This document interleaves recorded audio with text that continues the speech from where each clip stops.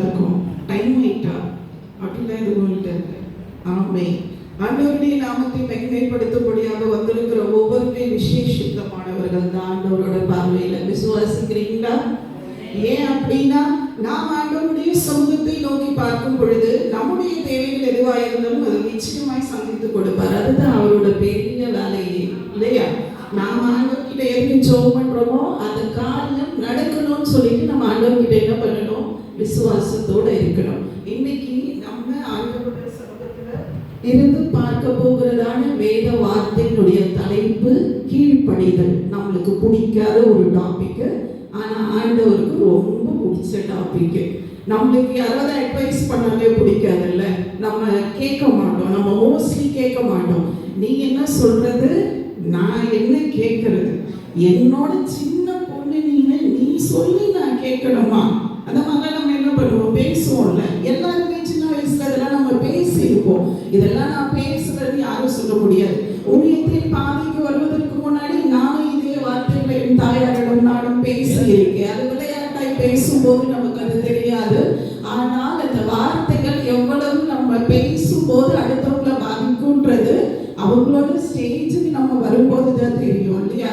நம்ம கொஞ்சம் வளர்ந்ததுக்கு அப்புறம் நம்மள அந்த கேள்வி யாராவது கேட்டால் நம்மளுக்கு உடனே கோபம் வரும். அது எப்படி என்ன பார்த்து கேட்கலாம்? ஆனால் நம்ம சுலபமா மற்றவர்களை பார்த்து பேசிட்டு போயிடுவோம் நம்ம.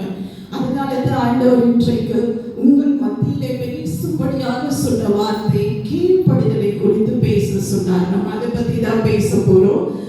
என்னோட திருப்பிக் கொள்ளுங்கள் வேத பகுதியை ஆதியாகமம் 12ஆம் அதிகாரம் 2ஆம் வசனம். எடுத்தவர்கள் சத்தமா இந்த வசனத்தை வாசிக்க பார்க்கலாம். எல்லாரும் பைபிள் கொண்டு வந்திருக்கீங்களா? ஆதியாகமம் 12:2.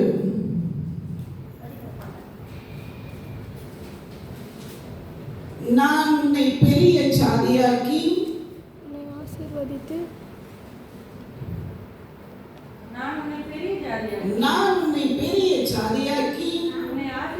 உன்னை ஆசீர்வதித்து உன் பேரை பெருமைப்படுத்துவேன், நீ ஆசீர்வாதமாய் இருப்பாய். இந்த வசனத்தை நம்ம பார்த்தோம் அப்படின்னா இந்த வசனத்துல 4 காரியங்கள் சொல்லப்பட்டிருக்கும். அதுக்கு முன்பதாக நான் ஒரு சிறு காரியத்தை உங்களோட பகிர்ந்து கொள்ளுகிறேன். உங்களுடைய திருச்சபையிலே நான் உட்கார்ந்து இங்கே ஜெபிக்கும் பொழுது நீங்கள் ஒரு சிறு கூட்டமாய் இருந்தாலும் மெய்யாகவே உங்களுடைய ஜெபங்களை ஆண்டவர் கேட்கிறார் என்பதை நான் உணர்ந்து கொண்டேன். ஏன் சொல்றேன்னா, நீங்க ஜெபிக்கும் பொழுது ஆவியானவருடைய தொடுதலை நான் இந்த இடத்துல பார்த்தேன். நான் நீங்கள் சின்ன ஒரு 10 பேரோ 12 பேரோ சேர்ந்து நீங்க இங்க ஜெபித்தாலும் நீங்கள் 1000 பேருக்கு சமானமானவர்களாய்த்தான் இந்த இடத்துல எனக்கு தெரிந்தீர்கள். நான் இந்த இடத்துக்கு வரும்படியாக பல மாதங்களுக்கு முன்பதாக நாங்கள் பிரயாசப்பட்டோம். ஆனால் ஆண்டவருடைய சித்தம் என்ன என்பதை நாங்கள் அறிந்து கொள்ளும்படியாக நாங்கள் காத்திருந்தோம். ஏன்னா எங்களுடைய சபைகளிலும் நாங்கள் பிரசங்க காரியங்களில் ஈடுபடும் பொழுது அந்த காரியங்களை அவங்க எங்களுக்கு பர்மிஷன் கொடுக்கணும். நாங்கள் வேறு சபைக்கு கடந்து போகிறோம் அப்படின்னு சொல்லும் பொழுது எங்களுக்கு அந்த பெர்மிஷன்ஸ் கிடைக்கிறதுக்காக நாங்கள் வெயிட் பண்ணிட்டு இருந்தோம். இதற்கு நடுவில் தேவன் பல நாடுகளுக்கு கொண்டு சென்று அந்த இடத்திலும் ஆண்டவருக்காக நிற்கும்படியாக கிருபை கொடுத்தார். திரும்பி வரும் பொழுது உங்களுடைய போதகர் மீண்டுமா எங்களை தொடர்பு கொண்டு எங்களுடைய சபைக்கு வாங்க, எங்களோட சபையில வந்து ஜெபம் பண்ணுங்க, எங்களுடைய சபையில ஆண்டவரோட வார்த்தை கொடுங்கன்னு சொல்லும் பொழுது நாங்கள் மீண்டுமாய் ஆண்டவருடைய சமூகத்திற்கு நேராக காத்திருந்தோம். ஆண்டவர் சொன்னது நிமித்தமாகவே இந்த இடத்திற்கு நான் கடந்து வந்தேன். என்னன்னா, எங்களுக்கு இந்த பகுதியில யாரு இருக்கான்னு உங்க யாருமே எங்களுக்கு தெரியாது. ஆனால் ஆண்டவர் இன்றைக்கு உங்க எல்லாரையும் பார்க்கும்படியாக எங்களை இந்த இடத்திற்கு கொண்டு வந்தார். உங்களை பார்த்ததுல எனக்கு ரொம்ப சந்தோஷம். ஏன்னா இந்த இடத்துல நீங்க ஒரு சின்ன கூட்டமா கூடி ஜெபம் பண்ணினாலும் இந்த இடத்துல ஆவியானவர் மெய்யாகவே இருக்கிறார். அதை நீங்கள் உணர்ந்து கொள்ளுங்கள். நான் உங்களுக்கு ஒரு காரியத்தை இப்ப சொல்லிக் கொடுக்கிறேன். நீங்க ஜெபம் பண்றீங்க அப்படின்னா ஆண்டவர் கிட்ட கேட்கும் பொழுது இந்த காரியத்தை செய்து கொடுங்கன்னு விடாபடியா ஜெபம் பண்ணுங்க. இந்த இடத்துல இருந்து ஜெபம் பண்ணுங்க. கண்டிப்பா இந்த காரியத்தை உங்களுக்கு நிச்சயமாய் செய்து கொடுப்பார். உங்கள் சபையில நான் ஒரு பொருத்தனையை வைத்து நான் ஜெபித்திருக்கிறேன். கர்த்தருக்கு சுத்தமானால் மீண்டும் நான் இந்த பகுதிக்கு கடந்து வரும் பொழுது அந்த பொருத்தனையை கர்த்தர் நிச்சயமாய் நிறைவேற்றி இருப்பார் என்று நான் விசுவாசிக்கிறேன். நீங்களும் அதே போல ஜெபிக்க பழகிக் கொள்ளுங்கள். நாம் மீண்டும் வேதத்திற்குள்ளாக கடந்து செல்லலாம். இந்த இடத்துல நீங்கள் வாசித்ததின் வேத வசனத்தின் வண்ணமாக ஆண்டவர் ஆபிரகாமுக்கு கொடுக்கப்பட்டதான 4 ஆசீர்வாதங்களை குறித்து தான் இன்றைக்கு நம்ம பார்க்க போகிறோம். இந்த இடத்துல ஆபிரகாமுடைய வாழ்க்கையில ஆண்டவர் 4 விதமான ஆசீர்வாதங்கள் மாத்திரம் அல்லாமல் 7 விதமான ஆசீர்வாதங்களை பின்னாடி கொடுத்திருக்காரு. நீங்க அந்த அதிகாரத்திலேயே ஆதியாகமம் 12:2 அப்புறம் 3, 4, 5 வசனங்களை தொடர்ந்து படிச்சீங்க அப்படின்னா அந்த இடத்துல ஆண்டவர் என்ன ஆசீர்வாதங்களை ஆபிரகாமுக்கு கொடுத்தார் என்று நீங்கள் அறிந்து கொள்ள முடியும். ஆனால் ஆபிரகாமுக்கு மாத்திரம் இந்த ஆசீர்வாதத்தை ஆண்டவர் கொடுக்கல. இந்த ஆசீர்வாதத்தை நம்ம ஒவ்வொருவருக்குமே கொடுத்திருக்கிறார். அதுதான் மகிமை. இன்றைக்கு முதலாவது இந்த வசனத்துல நீங்க வாசிச்சிருப்பீங்க. ஃபர்ஸ்ட் இந்த வசனத்துல என்ன சொல்லப்பட்டிருக்கு? நான் உன்னை பெரிய ஜாதியாக்கி, அதுதான் ஆண்டவர் ஃபர்ஸ்ட் சொல்லியிருக்காரு.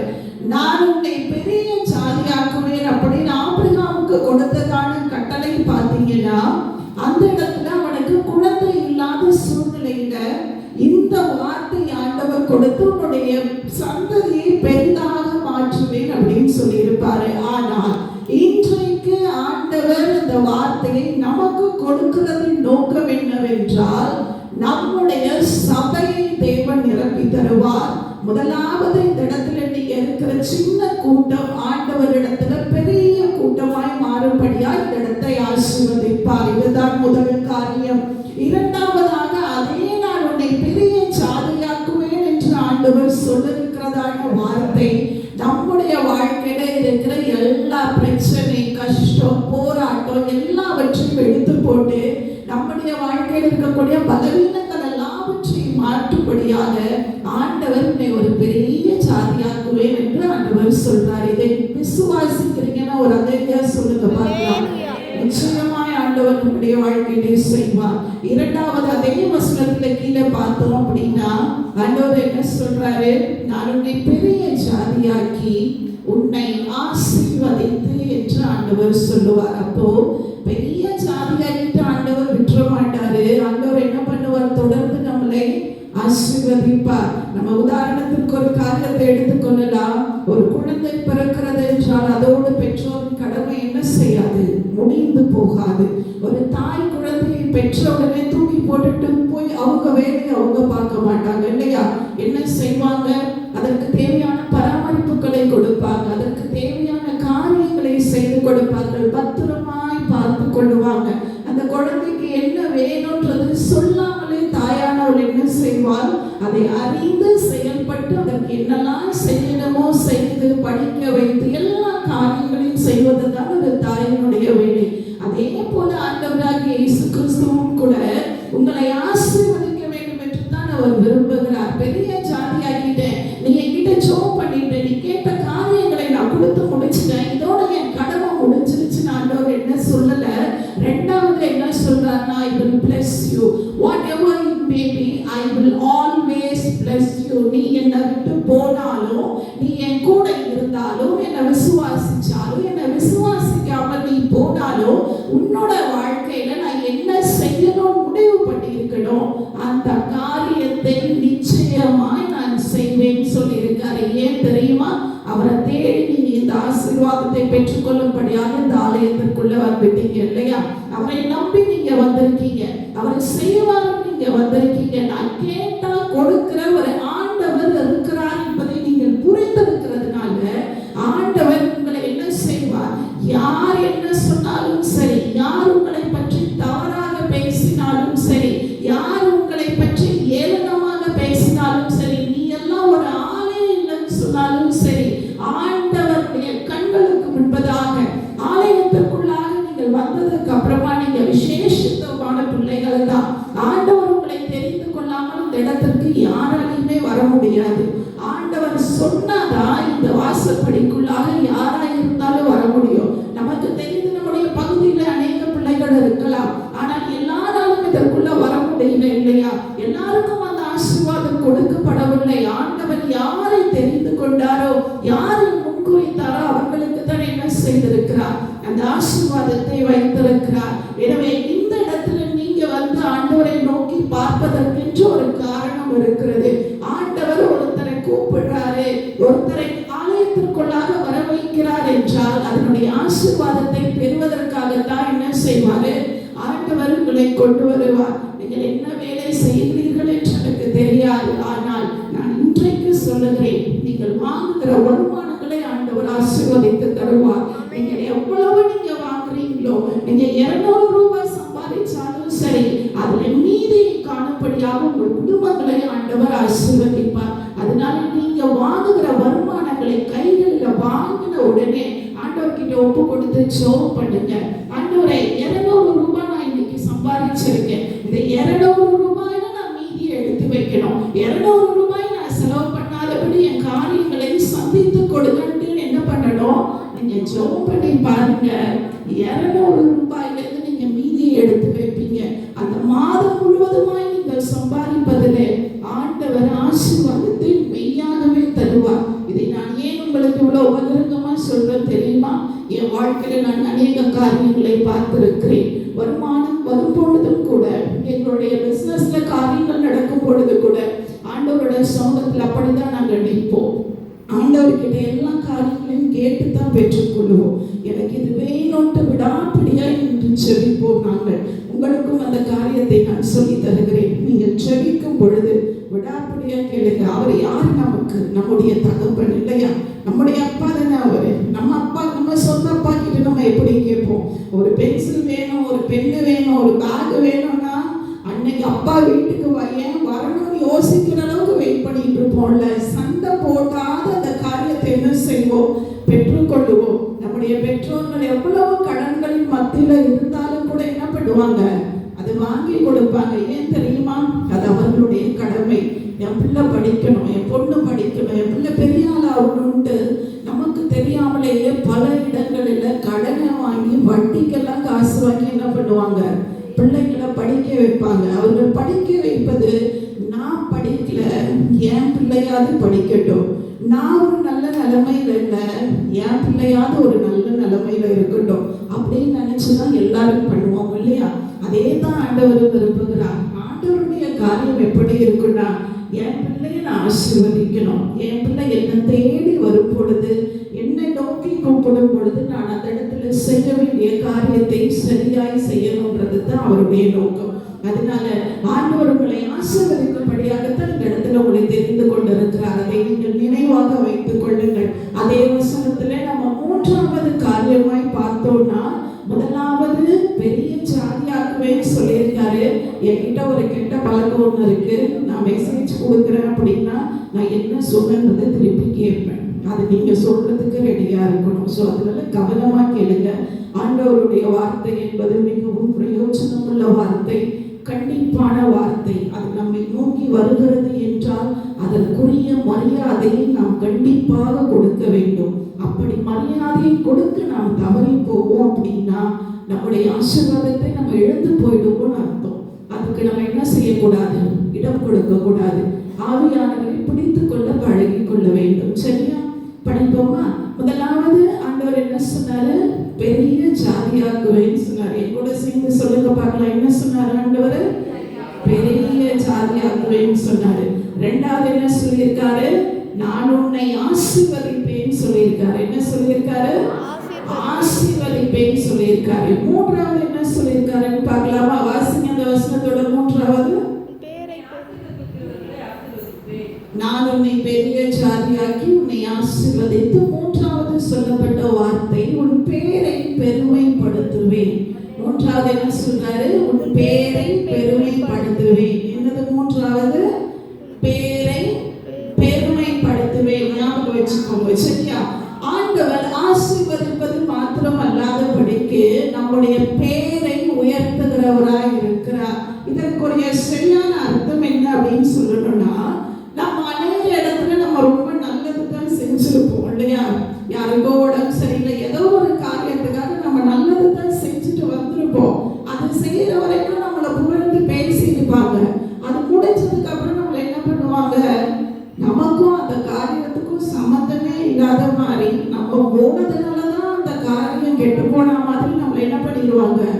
தவறா பேசிடுவாங்க. ஆனால் ஆண்டவருக்குள்ள இருக்கிற பிள்ளைங்க அப்படி பேசக்கூடாது. நம்மளை பத்தி தப்பாவே பேசினாலும் அது ஆண்டவர்கிட்ட சொல்லணுமே தவிர, அவங்க இப்படி என்ன அப்படி பேசலாம், அவங்களுக்கு யார் அந்த உரிமையை கொடுத்தது சண்டையில ஆண்டவர் அதை விரும்ப மாட்டாரு.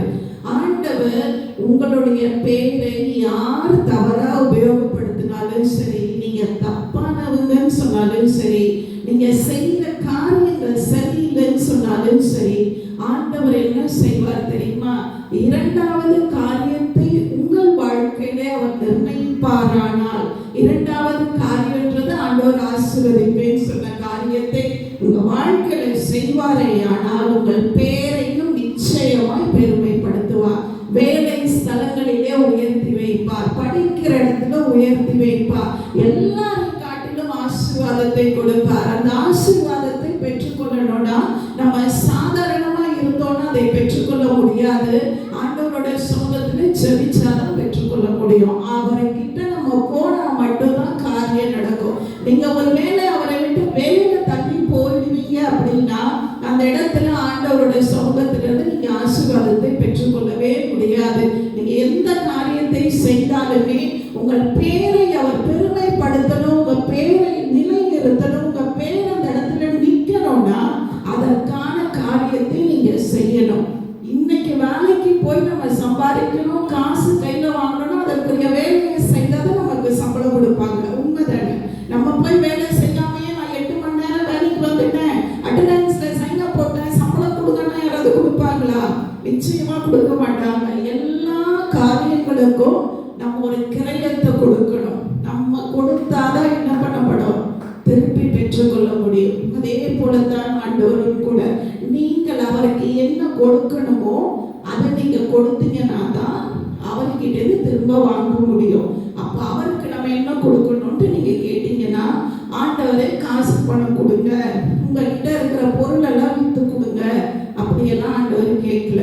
இது அநேக இடத்துல நிறைய பேர் என்ன சொல்லுவாங்கன்னா, கொடுத்தாதான் ஆண்டவர் கொடுப்பாருன்னு சொல்லுவாங்க. ஆண்டவர் கொடுக்க சொன்னது வேற. ஆனா தவறாய் சிலர் வழிகாட்டுபவர்களும் உண்டு. சத்தியத்தை சத்தியமா போதிக்கணும். வேதம் என்ன சொல்லுதோ அதைத்தான் நம்ம கை கொள்ளணும். ஆண்டவர் உங்ககிட்ட கேட்கறது உங்களுடைய இருதயத்தை தான் கேட்கிறாரே தவிர, காசு கொடு, பணம் கொடு, நிலத்தை வித்து காசு கொண்டு வா, போட்டிருக்கிற நகையை வித்து காசு கொண்டு வான்னு ஆண்டவர் கேட்கல. அப்படி உங்களை யாராவது தவறாய் போதிப்பார்களே ஆனால் அவங்க கிட்ட நீங்க சொல்லுங்க, எந்த இடத்துலையும் பைபிள்ல அப்படி போடலைன்றதை நீங்க தைரியமா சொல்லுங்க. ஆண்டவர் அப்படி சொல்லல. ஆண்டவர் சொல்லி இருக்கிறதான காரியம், நம்முடைய சிந்தனைகள் பாவத்திற்குள்ளாக போகும் பொழுது, நம்ம ஏதோ ஒரு தவறுகளுக்குள்ளாக கடந்து போகும் பொழுது ஆண்டவர் உணர்த்துவார், அந்த காரியத்தை நீ செய்யக்கூடாது, அது பாவம், அந்த காரியத்துக்குள்ள நீ போவாத, வாழ்க்கையை முடித்து போட்டுடும், உன்னுடைய வாழ்க்கையில உனக்கு தப்பான பேரை வாங்கி கொடுத்துரும், உனக்கு கெட்ட பேரை கொண்டு வந்து கொடுத்துரும், அதை செய்யாதன்னு ஆண்டவர் சொல்லுவாரு. அதை ஆண்டவர் உங்களிடம் உணர்த்துவாரே ஆனால் உங்கள் இருதயத்துல ஆண்டவர் இருக்காருன்னு அர்த்தம். அதை நீங்க புரிஞ்சு கொள்ளணும். ஆண்டவர் அந்த இருதயத்தை தான் உங்ககிட்ட கேட்கிறாரு. அதை நீங்க ஆண்டவர் கிட்ட கொடுத்தீங்கனாலே மற்ற எல்லா காரியங்களையும் ஆண்டவர் ஆசீர்வதித்து கொடுப்பா. இந்த நேரத்துல உங்களுக்கு நான் இன்னொரு காரியத்தையும் சொல்லுகிறேன். சபைகளிலே நீங்கள் கொடுக்கிற காணிக்கை என்று ஒன்று இருக்கிறது இல்லையா? அது நீங்கள் மனமும் வந்து கொடுக்கிற ஒரு விஷயம். கட்டாயத்தினால் அல்ல, நீங்க விருப்பப்பட்டு கொடுக்கிறதான ஒரு விஷயம் தான் காணிக்கை. அதனால நீங்க விருப்பப்பட்டு செய்கிறதுலதான் ஆசீர்வாதம் வரும். மற்றவர்களோட கட்டாயத்தினால ஒரு காரியத்தை நீங்க செய்யும் போது அந்த காரியத்தினுடைய பலனை நீங்க நிச்சயமா அடைய முடியாது.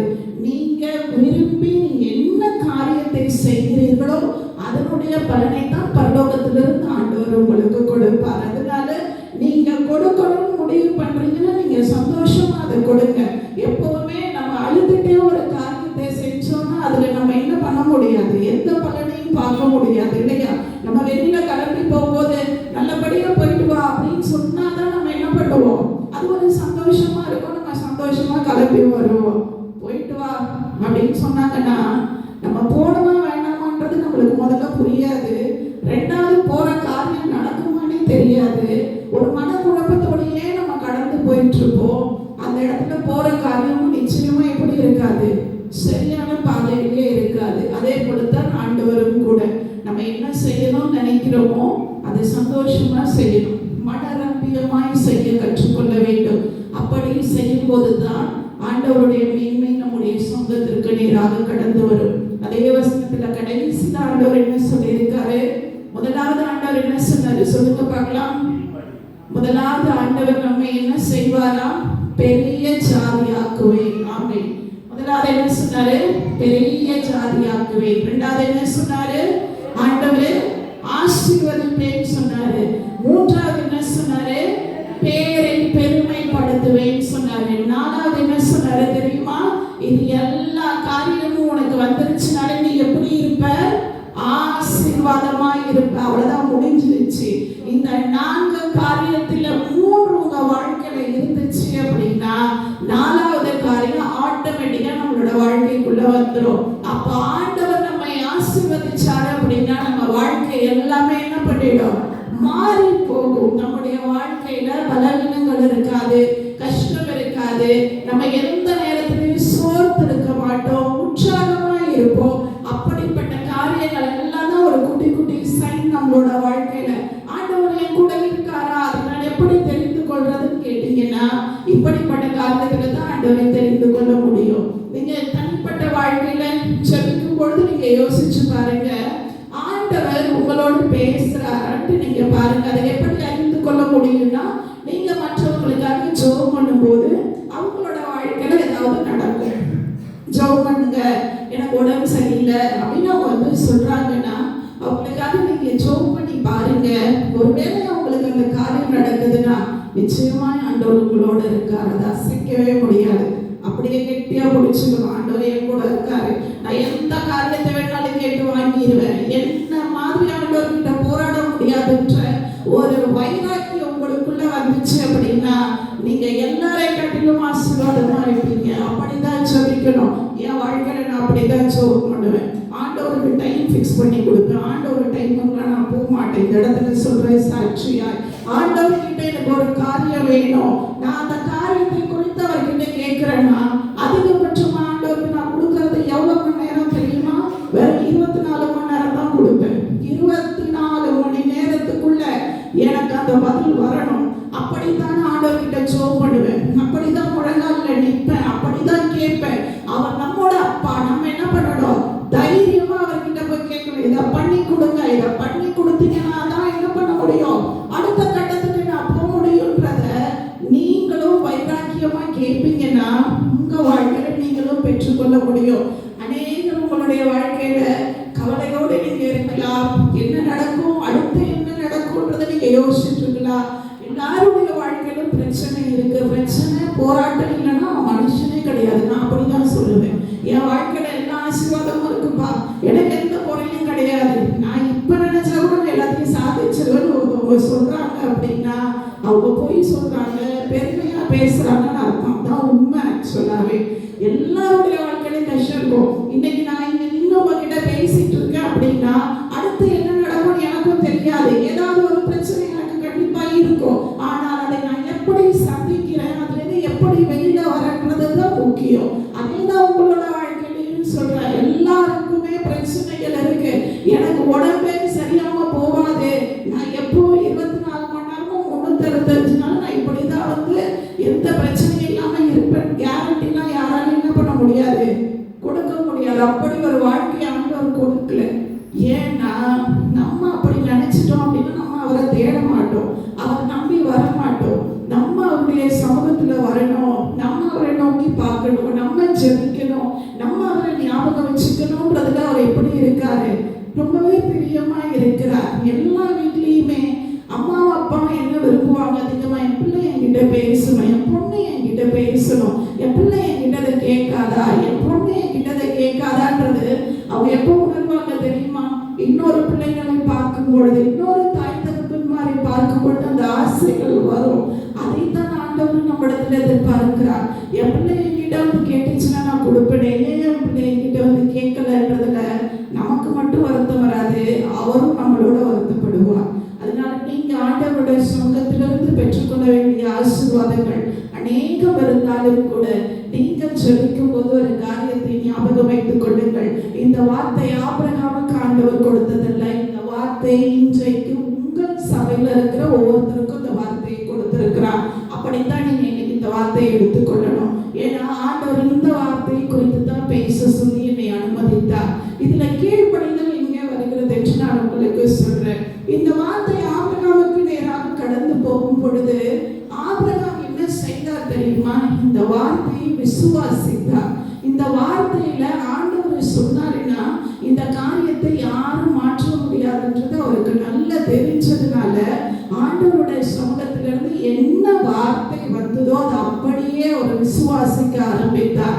என்னைக்கு நமக்கு பெரியவங்க சொல்றத அப்படியே கேட்கிறோமோ அதுக்கு பேர் தான் என்னது? கீழ்ப்படிதல். அததான் ஆண்டவர் என்ன சொல்லியிருக்காரு? கீழ்ப்படியணும் நமக்கு சொல்லியிருக்காரு. ஆபிரகாமுடைய வாழ்க்கையில் உங்களுடைய சபையில இந்த சத்தியத்தை பற்றி நிச்சயமாய் சொல்லி இருப்பாங்க. நான் உங்களுக்கு சின்னதா நினைவுபடுத்துறேன். ஆபிரகாமுடைய வாழ்க்கையில திருமணம் 75, அவருடைய வாழ்க்கையில திருமணம் நடந்தாலும் கூட அவருடைய வாழ்க்கையில குழந்தை என்ற காரியத்தை ஆண்டவர் அடைத்து வைத்திருந்தார். அந்த குழந்தையை பெற்றுக்கொள்ள முடியாதபடிக்கு ஆபிரகாமுடைய மனைவி பேர் என்ன சொல்லுங்க பார்க்கலாம்? சாராள்.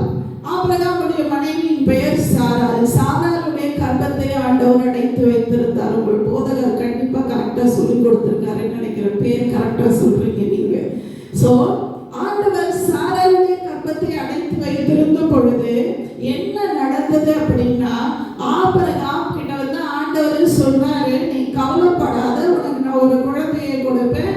உனக்கு ஒரு குழந்தையை கொடுக்கறதுல உன் சந்ததியை பெரிய லெவல்ல நான் ஆசீர்வதிப்பேன் அப்படின்னு சொல்லி அவனுடைய 75வது வயதுல வந்து ஆண்டவர் ஒரு காரியத்தை சொல்லி செல்கிறார். அந்த காலத்துல எல்லாம் கல்யாணம் அப்படின்றதே வந்து 40 வயதுக்கு மேலதான் பண்ணுவாங்க. நீங்க பைபிள் பிரகாரம் பாத்தீங்கன்னா அதே மாதிரி வாழ்கிறவர்கள் நாட்கள் பாத்தீங்கன்னா 100, 120, 900 அந்த மாதிரி ஒரு கணக்குல அது போயிட்டு இருந்தது. இப்போ நம்மளுடைய வாழ்க்கையில எல்லாம் அப்படி கிடையாது. ஏன்னா நம்ம நினைச்சதை சாப்பிடுறோம், என்ன நினைக்கிறோமோ அதன்படி நடக்கிறோம். அதனாலதான் நம்முடைய ஆயுசு காலத்தை ஆண்டவர் என்ன பண்ணிட்டாரு? இந்த பூமியில நீ இதுக்கு மேல இருந்தீங்கன்னா பூமியை கெடுத்துருவாங்க, அதனால நீ என்ன பண்ண, கிளம்பிடு அப்படின்ட்டு நமக்கு ஒரு டைம் லைனை ஃபிக்ஸ் பண்ணிட்டாரு. அதனால நம்ம என்ன பண்றோம்? 80, 90, 100, 120, அதிகபட்சமா 120, 130 வரைக்கும் நம்ம வாழ்றதுக்கான ஆசீர்வாதத்தை கொடுத்திருக்காரு. ஆனா நிறைய பேர் என்ன பண்றாங்க? அதையும் தண்ணி அடிக்கிறது, மற்ற காரியங்களை செய்து அவர்கள் சரீரத்தை அவங்களே எடுத்துக் கொள்றாங்க. அதனால அவர்களுடைய ஆயுசு காலங்கள் அவர்களாலேயே தீர்மானிக்கப்பட்டு போறது சில நேரத்துல. ஆபிரகாமுடைய வாழ்க்கையில 75வது வருடத்துல ஆண்டவர் வாக்குத்தத்தத்தை கொடுத்துட்டு போயிட்டாரு. 25 வருடங்கள் காத்திருக்கிறாரு, ஒன்னும் நடக்கல. நம்முடைய வாழ்க்கையில நம்ம என்ன செய்யறோம்? ஒரு காரியத்துக்காக ஒரு வாரம் வெயிட் பண்றோம், 10 நிமிஷம் வெயிட் பண்றோம், 15 நிமிஷம் வெயிட் பண்றோம். அதுக்கு மேல நம்ம எந்த காரியத்திற்கும் நம்ம என்ன பண்றது கிடையாது, வெயிட் பண்றது கிடையாது, இல்லையா? ஆனா ஆபிரகாமும் நம்மை போன்ற மனுஷன் தான். எத்தனை வருஷம் வெயிட் பண்ணாரு? 25 வருஷம் வெயிட் பண்ணாரு. நம்மலாம் அதிகபட்சமா வெயிட் பண்றதே சரி, தண்ணி போச்சு அப்படி இப்படின்னா 1 வருஷம் அமைதியா இருப்போம். அதுக்கு மேலாம் அமைதியா இருக்க மாட்டோம். நம்ம என்ன முடிவு பண்ணிடுவோம்? இனிமே இந்த காரியம் நடக்காது, இனிமே இந்த காரியம் வாழ்க்கையை விட்டு போயிடுச்சு, நம்மளா ஒரு டெசிஷனுக்கு போயிடுவோம். ஆனால் ஆபிரகாம் ஆண்டவர் சொன்ன வார்த்தையை அப்படியே விசுவாசிச்சு என்ன நடந்தாலும் சரி, யாரு சொல்லியிருக்கிறது என்கிட்ட? ஆண்டவர் சொல்லியிருக்காரு. அப்ப அவர் சொன்னா நிச்சயமா செய்வார். அந்த வார்த்தை ஒரு நாளும் பொய்யாய் போகாதுன்றதுனால ஆண்டவர் சொன்ன வார்த்தையை அப்படியே அவன் விசுவாசிச்சான். ஒரு நிமிஷம் கூட ஆண்டவர் என்ன பண்ணல, சந்தேகப்படல. ஆண்டவர் செய்வாரான்னு அவன் கேட்கல. அவனுக்குள்ளாகவே ஒரு சின்ன கேள்வி இருந்தது. ஆனாலும் அவன் ஆண்டவரோட வார்த்தைக்கு அப்படியே கீழ்ப்படிஞ்சான். உங்களுடைய வாழ்க்கையில் நீங்க நிஜமாலுமே ஆண்டவர்கிட்ட கீழ்ப்படுகிறீர்களான்னு நீங்க தான் ஆராய்ந்து பார்த்து கொள்ளணும். அநேக நேரங்களில் சபையில சொல்லுவாங்க, ஜெபம் பண்ணுங்க, காலையில பைபிள் படிங்க, பைபிள் படிக்கணும், ஜெபிக்கணும். பண்றீங்களா? நீங்க ஜெபம் பண்றீங்களா? காலையில நீங்க ஜெபம் பண்ண சொல்றவங்க காலையில கடவுளை வேலையா சொல்லுங்க பார்க்கலாம். நான் இன்னைக்கு கண்டிப்பா ஜெபம் பண்ணு, எனக்காகலாம் சொல்லக்கூடாது, ஆண்டவருக்காக சொல்லுங்க. ஜெபம் பண்ணீங்களா இன்னைக்கு? ஆண்டவர்கிட்ட பண்ணல. நிறைய பேர் பண்ணல. கவலைப்படாதீங்க. இவ்வளவு நாள் நீங்க பண்ணனாலும் பரவாயில்ல, நாளையில இருந்து இந்த காரியத்தை செய்யுங்க. ஏன்னா நீங்க காலையில அவர்கிட்ட ஜெபம் பண்ணுனீங்கன்னா அந்த நாள் ஃபுல்லா ஆசீர்வதிச்சு கொடுப்பார். அந்த நாள் ஆசீர்வதிக்கப்படணும்னா முதல்ல நம்ம எங்க தான் போடும்? அவர்கிட்ட தான் போடும். ரொம்ப முட்டி போட்டு 1 மணி நேரம் 1/2 மணி நேரம் ஜெபம் பண்ணணுன்றதெல்லாம் கட்டாயம் கிடையாது. நீங்க வேலைக்கு கிளம்பி கிளம்புறதுக்கு முன்னாடி இந்த ஒரு வேலை எழுத்ததுக்கு அப்புறம் 2 நிமிஷம் ஜெபம் பண்ணுங்க போதும்.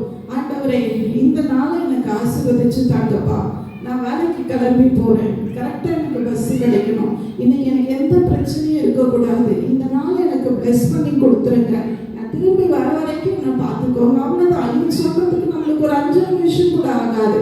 இந்த குட்டி ஜெபத்தை தான் ஆண்டவர் கேட்கிறார், இதைத்தான் அவர் எதிர்பார்க்கிறார். இதை செஞ்சுட்டு நீங்க வேலைக்கு போங்க, அந்த நாளை ஆண்டவர் ஆசீர்வதித்து கொடுப்பார். ஆபிரகாமுடைய வாழ்க்கையில ஆண்டவர் சொன்ன வார்த்தைக்கு அவன் கீழ்ப்படைந்திருந்தான். அப்படி கீழ்ப்படைந்தது நிமித்தமாகத்தான் ஆண்டவர் வாக்குத்தத்தத்தின் பிள்ளையாக ஈசாக்கை கொடுத்தார். அவன் எதிர்பார்த்திருக்க மாட்டான். நம்மளுடைய வாழ்க்கையில எடுத்துக்கொள்ளுங்க, திடீர்னு இப்போ ஒரு 55 வயசுல ஒரு அம்மா குழந்தை பெற்றுக்கிறாங்கன்னு நம்ம என்ன சொல்லுவோம்? நம்ம மனுஷன் தான் நம்ம என்ன சொல்லுவோம்? இந்த வயசுல இந்த அம்மாவுக்கு இது தேவையா அப்படின்னு கிண்டல் பண்ணி சிரிப்போம். அவ்வளவுதான் நம்மளால பண்ண முடியும். ஆனால் அந்த நிந்தையை போக்குறதுக்கு அந்த அம்மா எவ்வளவு கஷ்டப்பட்டிருப்பாங்கல்ல. அவங்க மேல இருந்த அந்த கரம் போகணும், எவ்வளவு அவமானமா பேசினாங்களோ அவங்க எல்லாருக்கும் முன்னாடி பரவாயில்ல இந்த அம்மா சாதிச்சுட்டாங்கன்னு சொல்லணும்ன்ற வார்த்தைக்காக அவங்க எவ்வளவோ பிரயாசப்பட்டிருப்பாங்க. அது நமக்கு தெரியாது. அதே போலத்தான் ஆபிரகாமுடைய வாழ்க்கையிலும் 25 வருஷம் அவன் வெயிட் பண்ணி 100வது வயதுல ஆண்டவர் ஈசாக்கை கொடுத்து அவனை ஆசீர்வதித்தார். அந்த ஆசீர்வாதத்தை அவன் ஏன் பெற்றுக்கொண்டான்னா கீழ்ப்படிந்தது நிமித்தமாகத்தான் பெற்றுக்கொண்டான். நம்முடைய வாழ்க்கையிலோ நம்ம ஆண்டவர்கிட்ட கீழ்ப்படிந்து இருப்போம், ஆண்டவருடைய சமூகத்துல நம்ம பரிசுத்தமா இருப்போம்னா ஆண்டவர் ஆபிரகாமை ஆசீர்வதித்து கொடுத்த அதே 4 வார்த்தைகளை குறித்து தான் இன்னைக்கு நம்மளையும் ஆசீர்வதிக்கிறார். நாம ஆசீர்வதிக்கப்படணும் அப்படின்னா நமக்கு ஆண்டவர் சொல்லியிருக்கிற கட்டளை என்ன செய்யணும்? கண்டிப்பா நிறைவேற்றி முடிக்கணும். நான் ஒரு 2 நிமிஷத்துல டக்குன்னு முடிச்சிடுறேன். ஏன்னா நீங்க எல்லாம் ரொம்ப டயர்டாகிட்டீங்க. மேபி நேற்று வேலைக்கு போயிட்டு காலையில சபைக்கு வந்ததுனால நீங்க எல்லாம் அப்படி இருக்கீங்களான்னு எனக்கு தெரியல.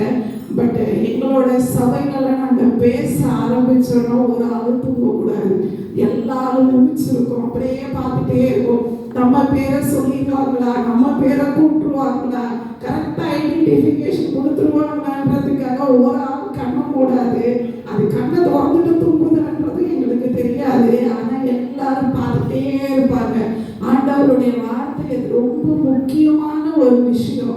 நம்ம ஆண்டவருடைய சமூகத்துல நம்ம எப்படி இருக்கோன்றத நான் உங்களுக்கு முன்னாடி நின்று பார்க்கறனோ இல்லையோ, எல்லாரையும் சேர்த்து ஒருத்தர் பார்த்துட்டு இருக்காரு. அவரை நம்ம ஏமாற்ற முடியாதுல்ல, அவருக்கு தெரியும்ல.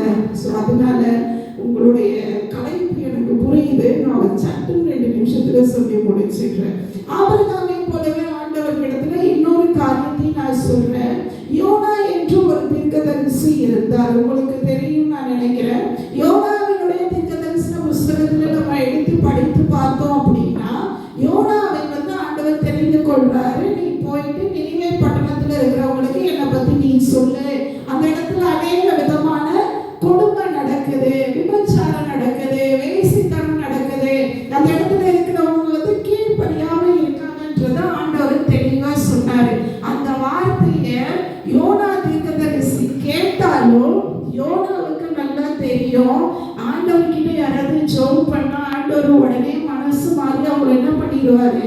ஆசீர்வதிச்சுடுவாருன்றது யோனாவுக்கு நல்லா தெரியும். அதனால யோனா என்ன பண்ணிட்டாரு? ஆண்டவருக்கு நினிவேக்கு கிளம்பி போய் சொல்லுன்னு சொன்னாரு. ஆனா இந்த யோனா என்ன பண்ணிட்டாரு? தர்ஷீஸுக்கு கிளம்பி போயிட்டாரு. ஏன்னா எப்படியும் ஆண்டவர் ஆசீர்வதிக்க போறாரு, அவ்வளவு கல் நெஞ்சுக்காரர்லாம் கிடையாது. நம்ம போய் ஏன்னு சொல்லுவானேன்ட்டு ஒரு மெத்தனமான சூழ்நிலையில கடந்து போயிடுறாரு. ஆண்டவரை விட்டு யோனா தள்ளி போனாலும் ஆண்டவர் யோனாவை விடவே இல்லை. இந்த இடத்துல நான் உங்களுக்கு ஒரு விஷயத்த சொல்றேன். நீங்க ஒருவேளை ஆண்டவர் வேண்டான்னு இனிமே வெளியில போனீங்கன்னா உங்களை அவர் விட மாட்டார். கண்டிப்பா உங்களை மறுபடியும் கொண்டு வந்து நிலைநிறுத்துவார். கண்டிப்பா உங்களை கொண்டு ஒரு காரியத்தை செய்வார். உங்களை கொண்டு நிச்சயமா ஒரு திட்டம் வச்சிருப்பார். நீங்க என்ன செய்யணும்ன்றதை குறித்து ஆண்டவர் உங்களுக்கு வெளிப்படுத்துவார். யோனாவுடைய வாழ்க்கையில யோனா ஆண்டவருடைய பேச்சை கேட்காம கீழ்ப்படியாம ஓடி போனாலும் ஆண்டவர் யோனாவை விடவே இல்லை. அவன் எந்த கப்பல்ல ஏறி போகணும்னு நினைச்சு போனானோ அதே கடல்ல பெரிய காற்று வர வைத்து அந்த இடத்துல இருக்கிறவங்க எல்லாரும் பயந்து போன சூழ்நிலையில யோனாவை தூக்கி கடல்ல போட்டுடுறாங்க. ஆண்டவரோட இப்படிப்பட்ட காரியங்களும் நம்முடைய வாழ்க்கையில நடக்கும். நீங்க ஞாபகம் வைத்துக் கொள்ளணும். ஆண்டவர் ஆசீர்வதிக்கிற தேவன் மாத்திரம் அல்ல, அடி கொடுக்கிற தேவனும் அவரே தான். தப்பு பண்ணா கண்டிப்பா அடிப்பார். ஆனா அந்த அடி எப்படி இருக்கும் தெரியுமா? திரும்ப எடுத்தே வர முடியாது. அப்படிப்பட்ட ஒரு அடியை ஆண்டவர் கொடுப்பார். ஆனா அதே ஆண்டவர் உன்னை ஆசீர்வதிக்க வேண்டும் முடிவு பண்ணிட்டாருன்னா, எனக்கு போதும் ஆண்டவரே சொன்னாலும் விட மாட்டார். ஆசீர்வாதத்தை கொடுத்து தான் முடிப்பார். யோனாவினுடைய வாழ்க்கையில் அது நடந்தது. யோனா ஆண்டவரை விட்டு போனதுனால யோனாவை தூக்கி எங்க போட்டாங்க? இப்போ கடல்ல போட்டாங்க. ஆண்டவரே அப்பவும் யோனாவில பரிதாபப்பட்டு என்ன பண்றாரு? என் பிள்ளை இறந்து போக கூடாதுன்னு ஒரு பெரிய மீனுக்கு கட்டளை கொடுக்கிறாரு. நீ என்ன பண்ண? என்னுடைய பிள்ளைய 3 நாள் 3 பகல் உன்னோட வயிற்றுல வச்சிரு, அப்பவாத அவன் திருந்துறானான்னு நான் பாக்குறேன்ட்டு ஆண்டவரோட அவகாசத்தையும் கொடுத்தாரு. நமக்கும் நிறைய நேரம் கொடுத்துருக்காரு. நம்ம பயன்படுத்திக்கிறது கிடையாது, நமக்கு தெரியறது கிடையாது. யோனாக்கு அப்படி ஒரு காரியத்தை ஆண்டவர் செய்யும் போது யோனா மீனோட வயிற்றுல இருந்து ஆண்டவர் கிட்ட மன்னிப்பு கேட்டாரு. ஆண்டவரே, நான் தெரியாம பண்ணிட்டேன், நான் என்ன பண்றேன்? கிளம்பி போறேன். நீங்க எங்க சொன்னீங்களோ அங்க போய் நான் உங்களுக்காக நீங்க சொன்ன காரியத்தை அப்படியே சொல்றேன்பான்னு சொன்னதுக்கு அப்புறம் தான் ஆண்டவர் மீன் கிட்ட சொல்றாரு, நீ போயிட்டு என்ன பண்ணிடு, அவனை கரையில விட்டுடு, அங்க இருந்து அவன் சொன்ன காரியத்தை அவன் செய்யட்டும்னு. அதே மாதிரி மீன் செஞ்சதுக்கு அப்புறமா அவன் என்ன செய்யறான்? ஆண்டவர் என்ன சொன்னாரோ அந்த காரியத்தை அவன் செய்யும்படியாக நினைவேக்கு புறப்பட்டு போறான். பாருங்க, வாழ்க்கையில கீழ்ப்படிதல் இல்லைனாலும் அடி இருக்கு. அவன் வாழ்க்கையில அவன் கீழ்ப்படியல. ஆனா ரெண்டாவது பாத்தீங்கன்னா அவன் மனம் திரும்பினான். ஆண்டவரிடத்துல தான் செஞ்ச பாவத்தை அறிக்கையிட்டான். நம்முடைய வாழ்க்கையிலும் கூட நம்ம நிறைய பாவங்கள் தெரியாம தான் செய்யறோம். தெரிஞ்சு கொஞ்சம் கண்டிப்பா செய்யறோம், தெரியாம நிறைய செஞ்சிருவோம். இதை செய்யக்கூடாதுன்றத வாலண்டியரா செஞ்சு பார்க்கறது ஒரு பக்கம் இருந்தாலும் சில காரியங்கள் நம்ம அறியாமலேயே செய்வோம். ஆனா அதுவும் பாவம் தான். தெரிஞ்சு செஞ்சாலும் தப்புதான், தெரியாம செஞ்சாலும் என்னதுதான் தப்புதான். ரெண்டுத்துக்கும் தண்டனை உண்டு. இதுக்கு கொஞ்சம் தண்டனை, அதுக்கு நிறைய தண்டனை அப்படின்லாம் கிடையாது. பாவம் எப்பவுமே பாவம் தான். அதனால யோனாவுடைய வாழ்க்கையில அவன் என்ன செய்தான்? திரும்பி அந்த தேசத்துக்குள்ளாக போய் சொன்னான். இந்த இடத்துல ஒரு காரியத்தை நீங்க புரிஞ்சு கொள்ளுங்க. அவன் தான் கீழ்ப்படியாம போனான், அவன் தான் ஆண்டவரை விட்டு விலகி போனான். ஆனா ஆண்டவருடைய சத்தியத்தை அவன் அந்த நினைவைக்குள்ள போய் சொல்லும் பொழுது அந்த மக்கள் உடனே செய்த காரியம் உபவாசிக்க ஆரம்பித்தாங்க, ஜெபம் பண்ண ஆரம்பிச்சாங்க. அவங்களுக்கு தெரிஞ்சது ஆண்டவர்கிட்ட ஜெபம் பண்ணா நடக்கும், ஆண்டவர்கிட்ட ஜெபம் பண்ணா தேசத்தை அழிக்க மாட்டார், ஆண்டவர்கிட்ட ஜெபம் பண்ணா காரியம் வாய்க்கும் அப்படின்றது அந்த மக்கள் தெரிந்து கொண்டதுனால யோனா போய் சொல்றான், 40 நாள்ல உங்க தேசம் அழிய போகுது, 40 நாள்ல உங்களுடைய பட்டணம் கவிழ்க்கப்பட்டு போக போகுது அப்படின்னு சொன்ன உடனே அந்த தேசத்துல இருந்த ஆடு மாடுகள் மனிதர்கள் உட்பட எல்லாரும் ஆண்டவர்கிட்ட என்ன செய்ய ஆரம்பிச்சாங்க தெரியுமா? உபவாசத்தோடு ஜெபிக்க ஆரம்பித்தார்கள். உபவாசம் போட்டு நீங்க ஒரு காரியத்துக்கு ஜெபம் பண்ணீங்கன்னா அந்த காரியத்தோட பலனை ஆண்டவர் உங்களுக்கு தருவார். உபவாச ஜெபத்துக்குன்னு ஒரு ஸ்பெஷல் பவர் இருக்கு. சாப்பிடாம இருந்து ஜெபம் பண்றதெல்லாம் உபவாச கணக்கு கிடையாது. ஞாபகம் வச்சுக்கோங்க. இன்னைக்கு நான் சாப்பிடல அதனால நான் ஃபாஸ்டிங் இருக்கேன்றதெல்லாம் அர்த்தம் கிடையாது. உனக்கு பசிக்கல, நீ சாப்பிடல, அவ்வளவுதான் விஷயம். இல்லை, எனக்கு இன்னைக்கு பசிச்சிருந்தா நான் சாப்பிட்டுருப்பேன்.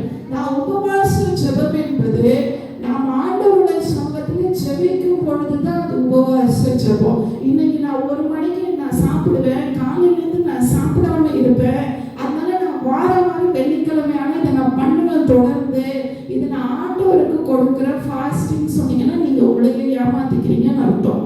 அதுக்கு பேரு ஃபாஸ்டிங் கிடையாது. ஃபாஸ்டிங் பிரேயர்ன்றது நீங்க உண்மையிலே ஆண்டவருக்காக செய்யணும் விசுவாசிச்சீங்கன்னா ஜெபம் பண்ணணும். நீங்க ஜெபம் பண்ணீங்க, நீங்க 1/2 மணி நேரம் பண்ணாலோ 1 மணி நேரம் பண்ணாலோ 3 மணி நேரம் பண்ணாலோ நீங்க ஜெபிச்சீங்கன்னா தான் அது உபவாச ஜெபம். அப்படி நீங்க ஜெபிக்கும் பொழுது காரியத்தை நீங்கள் பெற்றுக்கொள்ள முடியும்.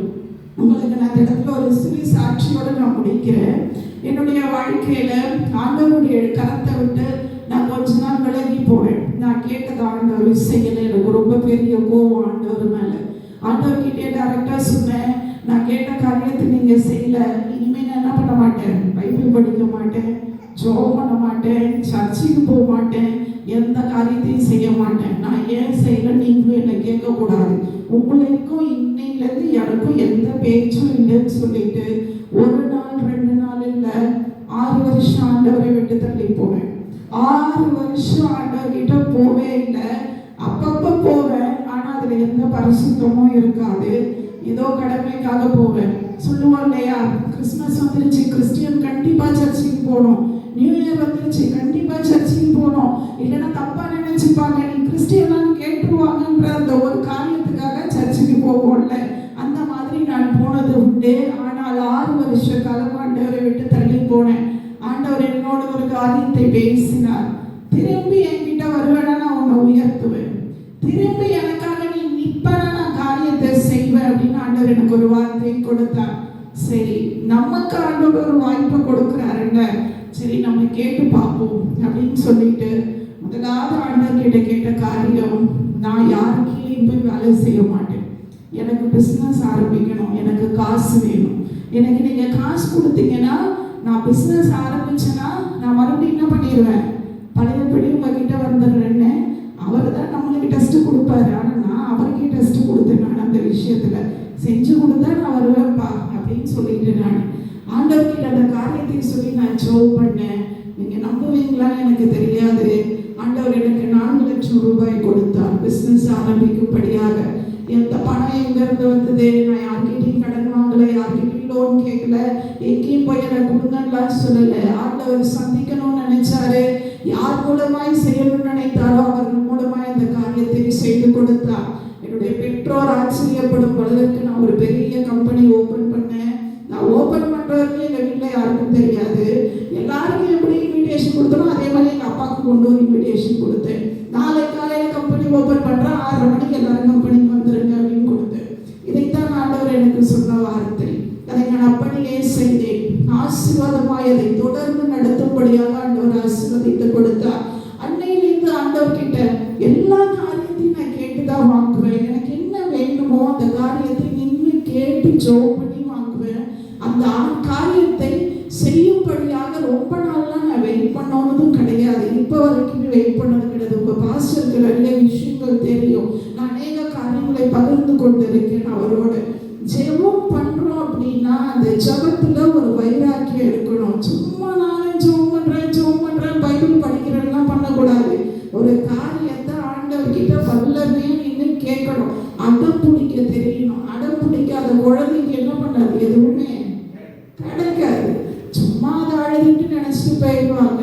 அந்த ஒரு குழந்தைக்கு ஒரு விஷயம் வேணும்னா சாப்பிடாது, தூங்காது, யார்கிட்டையும் பேசாது, ஒரு மூளையில போய் உட்கார்ந்துக்கும். அதால என்னெல்லாம் பண்ண முடியுமோ எல்லாத்தையும் பண்ணி அந்த காரியத்தை என்ன பண்ணிடும், சாதிச்சிடும். அதுதான் குழந்தை. உண்மையிலேயே நம்மளும் சின்ன வயசுல இப்படிதான் இருந்திருப்போம். ஆனால் அதே தான் ஆண்டவர் இப்பவும் நம்ம கிட்ட விரும்புகிறார். நமக்கு என்ன வேணுமோ அது ஆண்டவரோட சமூகத்துல விடாப்படியா இன்று பெற்றுக்கொள்ளணும். அன்றைக்கு நினிவே பட்டணத்தார் அதை தான் செஞ்சாங்க.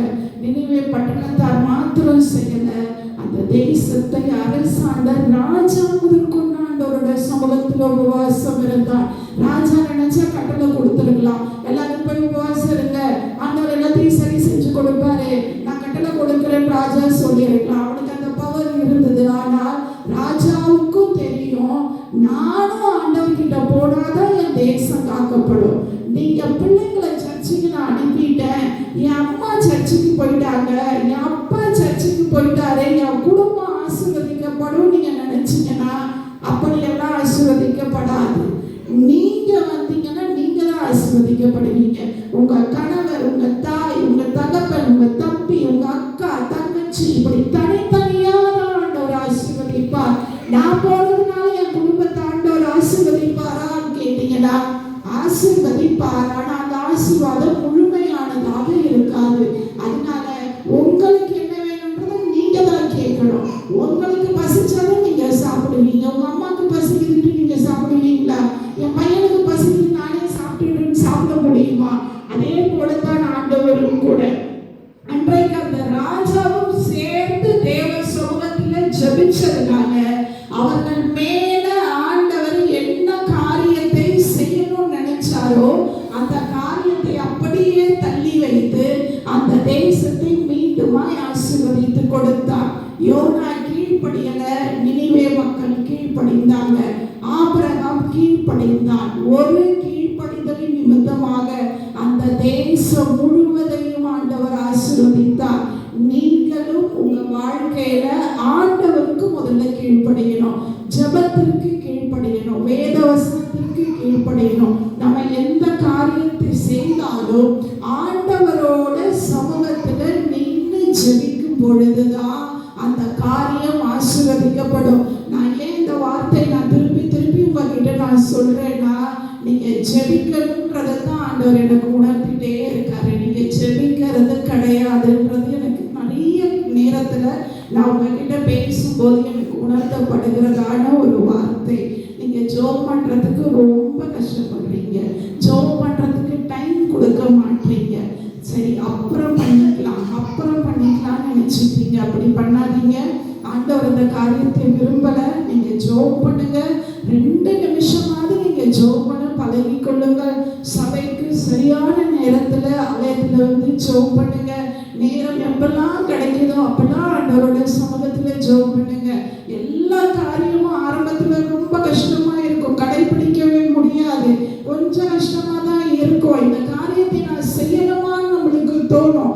ஆனால் அந்த காரியத்தை நீங்க உங்க வாழ்க்கையில கொஞ்சம் பழகிட்டீங்க அப்படின்னா அந்த காரியத்தை நீங்க ஆட்டோமேட்டிக்கா அந்த டைம் வந்து நீங்களே செய்ய ஆரம்பிச்சிருவீங்க.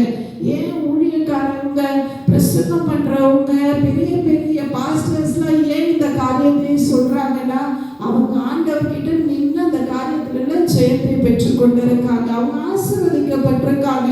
தங்களோட வாழ்க்கையில அவங்க உணர்ந்திருக்காங்க. அதே தான் நீங்களும் பண்ணணும்னு நான் சொல்றேன். ஆண்டவர் சொன்ன ஒரே ஒரு காரியம் இன்றைக்கு உங்களுக்கு அதுதான். ஆண்டவர் உங்களுக்கு 4 விதமான வார்த்தையை குறித்து உங்களோடு பகிர்ந்து கொள்ள சொன்னார். கர்த்தர் அந்த காரியத்தை ஆசீர்வதித்து கொடுத்தார். அதை நான் உங்களுக்கு பகிர்ந்து கொண்டிருக்கேன். நீங்கள் ஜெபிப்பதில் உற்சாகமாக இருங்க. வேதத்தை வாசிங்க. நீங்கள் எந்த பகுதியை வாசித்தாலும், ஒரு வசனம் வாசிச்சாலும் மனரம்பியத்தோடு வாசிங்க. ஒரு அதிகாரம் படிக்கணும், பைபிளை ஒரு வருஷத்துக்குள்ள முடிக்கணும், அந்த கட்டாயங்களுக்குள்ளலாம் நான் போக விரும்பல. நீங்கள் படிக்கிறீங்க அப்படின்னா ஒரு அதிகாரம் படிச்சாலும் ஒரு வசனம் படிச்சாலும் அதை நிதானமா படிங்க, தவறில்லாம படிங்க. அதுதான் ஆண்டவர் விரும்புகிறார். அந்த காரியத்தை உங்கள் வாழ்க்கையில நீங்கள் கற்றுக்கொள்ளுங்கள். எத்தனை பேருக்கு இன்றைக்கு இந்த ஆசீர்வாதமான வார்த்தை பிடிச்சிருந்ததுன்னு சொல்லுங்க பார்க்கலாம். நிச்சயமாகவே ஆண்டவர் உங்களோடு பேசினார் என்றால் இந்த வார்த்தை நிச்சயமாய் உங்கள் வாழ்க்கையை மாற்றும். நீங்கள் ஆசீர்வதிக்கப்படுவீங்க. உங்கள் வாழ்க்கையில ஆண்டவர் பெரிய மாற்றத்தை கொண்டு வருவார். படிக்கிறீங்க அப்படின்னாலும் அந்த இடத்துல ஒரு உயர்வை வைத்திருக்கிறார். வேலையை செய்வீங்கனாலும் ஒரு இடத்துல ஆசீர்வாதத்தை வைத்திருக்கிறார். வேலையில ப்ரமோஷனுக்காக வெயிட் பண்ணீங்கனாலும் ஆசீர்வாதத்தை வைத்திருக்கிறார். நான்லாம் ஒண்ணுமே இல்லைன்ட்டு நீங்க சொல்றீங்கன்னா நீதான் எல்லாமே ஆண்டவர் உங்களை உயர்த்துவார். இந்த வார்த்தை எல்லாமே தேவ சமூகத்திலிருந்து வருகிறதான வார்த்தை. நம்ம ஜெபம் பண்ணலாமா? கண்ணை மூடி முடிந்தவர்கள் முழங்கால் படியிட்டுக் கொள்ளுங்க. நம்ம ஜெபம் பண்ண